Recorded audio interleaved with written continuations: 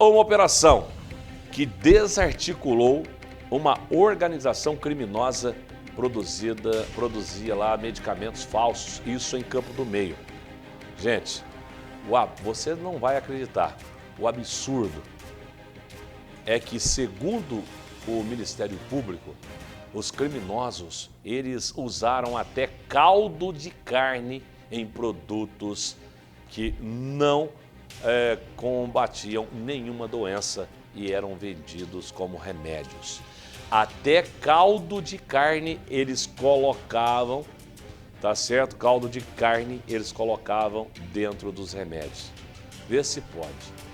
Caldo de carne dentro de medicamentos falsos.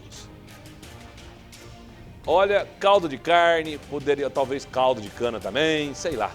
Puseram o que não podia ali dentro daquelas cápsulas, dentro dos remédios. E aí, para dar o gosto, né, eles colocaram. Pensa que absurdo. Será que você já tomou um remédio desse com caldo de carne? Põe no ar. Segundo o Grupo de Atuação Especial de Combate ao Crime Organizado, o grupo investigado é suspeito de utilizar a internet para a venda de medicamentos falsificados, incluindo produtos veterinários e substâncias para uso humano. A operação denominada Reação Adversa cumpriu 8 mandados de prisão preventiva e 39 de busca e apreensão na cidade de Campo do Meio, no sul de Minas Gerais. De forma geral, em Campo do Meio, a base principal certamente era Campo do Meio.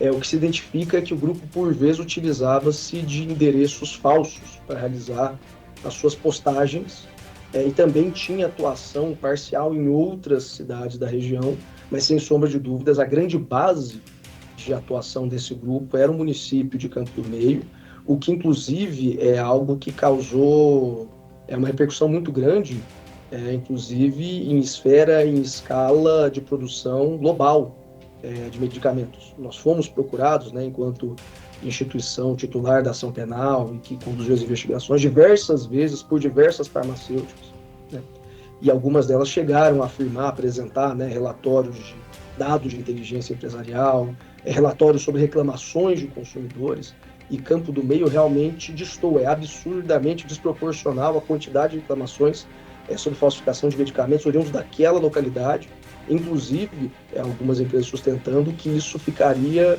entre as maiores do mundo. Então, dados que foram trazidos na investigação revelam que Campo do Meio teria, sozinha, o município, uma produção de medicamentos falsificados, conforme constatado em reclamações de consumidores, superior a de países como Estados Unidos e Rússia. Ou seja, países inteiros teriam uma incidência menor de falsificação de medicamentos do que Campo do Meio. De acordo com o Ministério Público, as investigações apontaram que o grupo teria começado a falsificar primeiro medicamentos para uso veterinário e depois de um tempo começaram a falsificar medicamentos para consumo humano. A partir de dados coletados durante a investigação, ainda segundo o GAECO, pôde-se confirmar que Campo do Meio se tornou um dos maiores centros de produção dessas substâncias falsas no mundo. Ainda de acordo com o GAECO, a quadrilha controlava ao menos 40 perfis em sites de venda online.